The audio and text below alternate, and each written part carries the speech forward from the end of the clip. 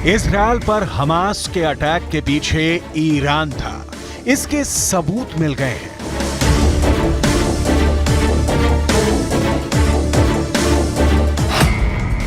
Iran ने Hamas को पहुंचाया था मार काट का सामान, इसके प्रमाण मिल गए हैं।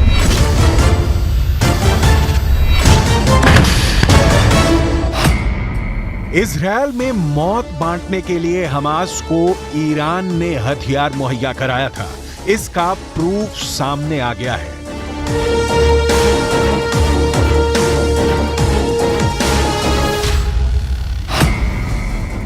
इजरायल में नरसंहार के लिए ईरान ने कौन कौन से हथियारों की सप्लाई की थी, इसका कच्चा चिट्ठा इजरायल को मिल गया है।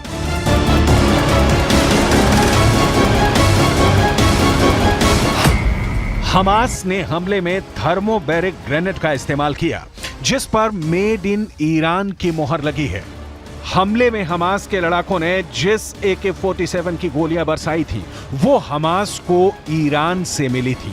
मोटार रॉकेट से हमास ने इजरायल में आग लगाई थी, वो सभी मोटार रॉकेट ईरान में बने थे। सिर्फ इतना ही नहीं, इजरायल के खिलाफ इस्तेमाल के लिए जुटाए गए हथियार, हथगोले, विस्फोटक, टाइमर और आत्मघाती ड्रोन पर भी मेड इन ईरान की मोहर लगी थी।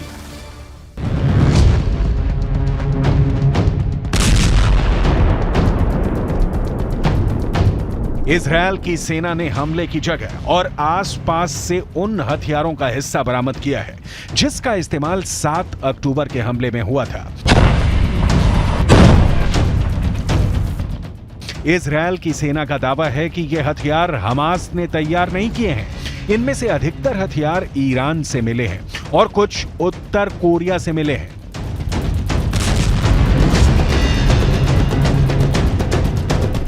ये वीडियो उन्हीं हथियारों के हैं। इन हथियारों को इजरायल की सेना ने गाजा में सीज किया है। इन हथियारों में RPG है, इनमें हैंड ग्रेनेड है, इनमें एंटी क्राफ्ट लॉन्चर है, इसमें एंटी टैंक मिसाइल है, साथ ही इस जखीरे में एंटी टैंक माइंस भी बरामद हुई हैं। ये वो हथियार हैं जिनका इस्तेमाल 7 अक्टूबर को इजरायल पर हमले के लिए किया गया। जहां इन हथियारों को इजरायल की सेना ने रखा है, वहां न्यूज 18 इंडिया की टीम पहुंची तो क्या क्या देखा, इसे देख लीजिए। हमास के सिर्फ 2 से 3% हथियार यहाँ है, जिसका इस्तेमाल 7 अक्टूबर को कत्ले या मैसेकर के लिए किया गया था। इन हथियारों से हमारे साथ IDF के बड़े अधिकारी जी भी हैं, वो आपको बताएंगे एक एक करके कि क्या कुछ है। मिस्टर जी, tell me what is this? Anti craft? This is an anti-craft missile called SA-7 Strela. ये एंटी क्राफ्ट मिसाइल है। अगर एंटी क्राफ्ट यानी एयरक्राफ्ट को गिराना है तो इसका इस्तेमाल होता है।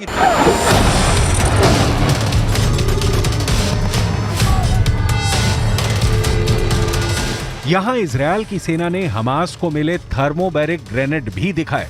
इजरायल का दावा है कि हमास ने थर्मोबैरिक ग्रेनेड को घरों में फेंका था, जिससे कुछ ही सेकंड में घरों को जला दिया गया। इजरायली सैनिकों ने ईरान में बनी मोटार रॉकेट भी बरामद की हैं। Here is a different type of explosives, of charges.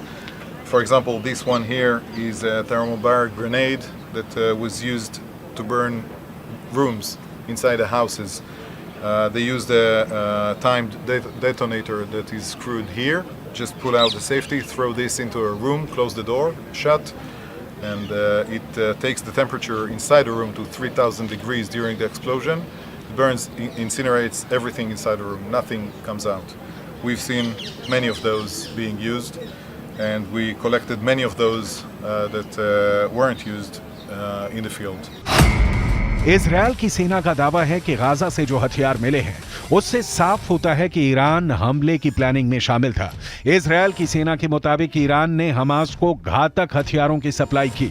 हथियार मिलने के बाद इजरायल पर हमले की साजिश रची गई और 7 अक्टूबर को दक्षिणी इजरायल में जानलेवा हमला किया गया, जिसमें 1400 लोग मारे गए। You should notice the sheer amount of launchers. Though this type of equipment is being used in the field to hurt tanks and personnel carriers, but those were used during the attack on houses, on the kindergartens that we've seen, in schools. We see here the different types of rockets that were used. Gaza की इस बदहाली के लिए वैसे तो कई वजहें जिम्मेदार हैं, लेकिन एक बड़ी और असल वजह ऐसी है जिसने गाजा के इस भयानक सच की बुनियाद रख दी, और वो वजह है 7 अक्टूबर का वो आखिरी संदेश। हमास के आतंकियों ने इसी दिन इजराइल में घुसकर हमला किया, ताबड़तोड़ फायरिंग की, जो मिला उसे मार दिया। क्या बच्चे, क्या बूढ़े, क्या महिलाएं, कोई भी उनकी दरिंदगी से नहीं बच सका। आतंकियों के सामने पड़े जिन कुछ लोगों की जान बच भी गई, वो बंधक बना लिए गए, और उसके बाद जो हुआ उसका खामियाजा गाजा के लोग हर दिन, हर घंटे, हर मिनट भुगत रहे हैं। हमास के एक कमांडर ने बड़ा पर्दाफाश किया है और कहा है कि यह सब कुछ शायद नहीं होता अगर वो आखिरी आदेश ना आता, जिसे हमास के 2 आकाओं ने अपने आतंकियों को आखिरी वक्त में दिया। वो आदेश जिसने पूरे प्लान को ही पलट दिया।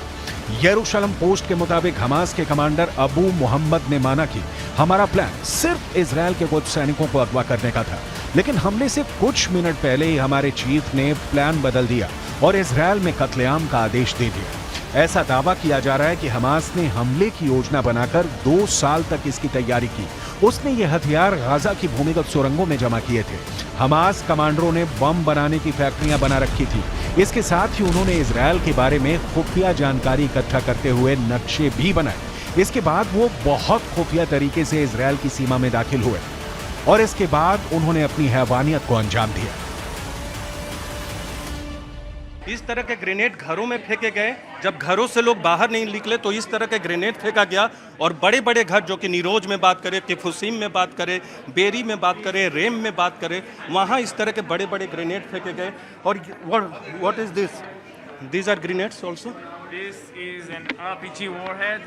RPG warhead. With an attachment mechanism. Okay. In order to put in place on the tank, to attach it to the tank, and to just initiate it. तो घर में जब उड़ाना था, प्लीज वेट मिस्टर जी, जब घर को उड़ाना था तो इसे लगाते थे और इसे उड़ा दिया जाता था। इजराइल की सेना ने दावा किया है कि इजराइल में घुसे हमास के हमलावर 500 आरपीजी, लगभग 200 आईडी और 1000 से अधिक AK-47 से लैस थे, जिनसे हमास के लड़ाकों ने अंधाधुंध हमला किया। इजराइल ने दावा किया है कि आरपीजी और छोटी मिसाइलें उत्तर कोरिया में बनाई गई थी। जो है लेकर आए थे हमास के आतंकवादी, सैकड़ों हजारों की संख्या में। ये नॉर्थ कोरिया में बना है। North Korea. Yeah, North Korea anti-person RPG. And Russian made, what is Russian made here?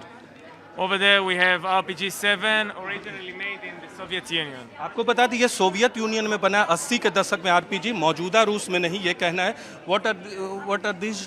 This is RPG-7 VR, homemade by Hamas. You can ये होम, देखिए ये होममेड है, हमास ने बनाया है। तमाम जानकारी हमारे साथ दे रहे हैं। ये हमास का RPG-7 VR, ये अरबी में लिखा है।